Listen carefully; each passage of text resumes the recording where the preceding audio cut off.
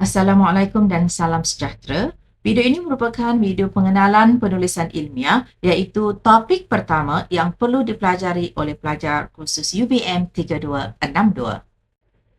Secara pengenalan, penulisan ilmiah atau nama lainnya, penulisan akademik, penulisan deskriptif atau penulisan saintifik merupakan sebuah penulisan yang mempersembahkan sesuatu idea atau konsep kajian.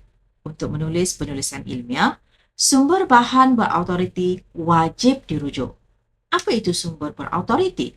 Sumber berautoriti ialah sumber yang diyakini kesahan maklumatnya seperti buku, tesis, artikel jurnal, laman sesawang kerajaan dan sebagainya. Penulisan ilmiah ini sangat penting pada peringkat tertiary. Pendidikan tertiary dalam konteks sistem pendidikan Malaysia ialah pendidikan selepas pendidikan menengah sehingga ke peringkat pendidikan tinggi. Sekarang mari kita lihat konsep penulisan ilmiah.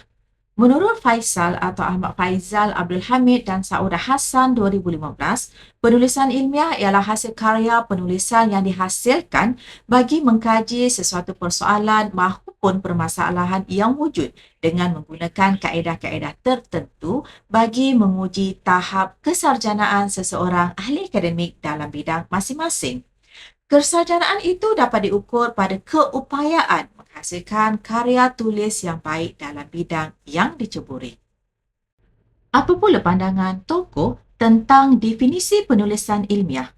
Pertama, kita lihat definisi daripada Othman Talib 2016 yang menyatakan penulisan ilmiah sebagai laporan hasil karya asli yang dilakukan oleh pengarang berdasarkan tajuk dalam bidang yang relevan bagi menghasilkan satu tafsiran yang komprehensif. Kedua, pandangan Northquist 2013 iaitu hasil karya ilmiah yang mengandungi unsur keilmuan daripada aspek persembahan, susunan idea, ketepatan gaya bahasa, bukti kokoh dan mengandungi sumber rujukan yang benar. Oleh itu, kita dapat simpulkan bahawa penulisan ilmiah satu jenis penulisan yang berfakta dan perlu merujuk sesuatu bahan, bukannya andaian atau pendapat penulis sendiri. Penulisan ilmiah ada banyak jenis tetapi kita akan fokus kepada 4 jenis sahaja. Pertama, artikel jurnal. Kedua, bab dalam buku. Ketiga, proceeding. Dan yang keempat, tesis atau disertasi. Artikel jurnal ialah artikel yang ditulis oleh penyelidik sebagai laporan hasil kajian asli. Bab dalam buku pula diterbitkan dalam bentuk bab-bab buku.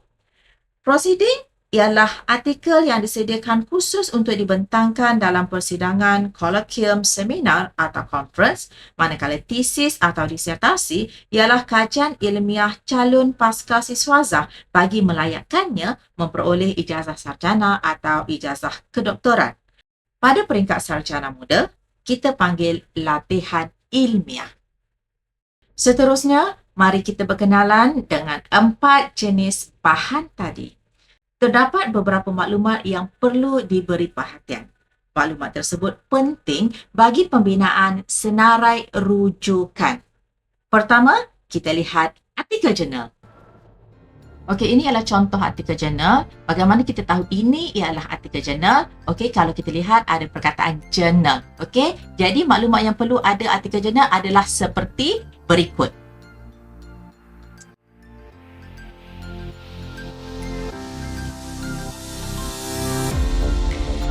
Okey, muka surat pertama 1910, terakhir 1914.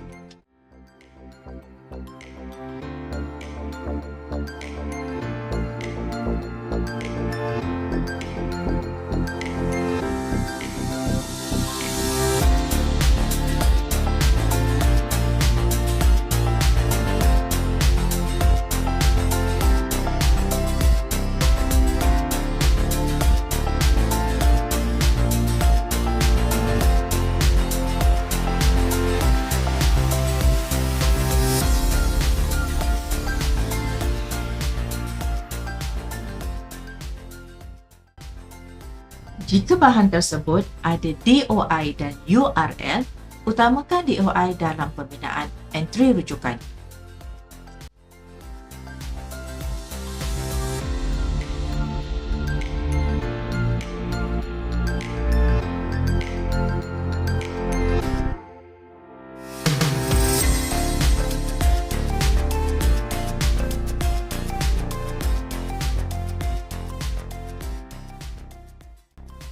Jodoh buku dan nama pengarang juga ada pada muka hadapan.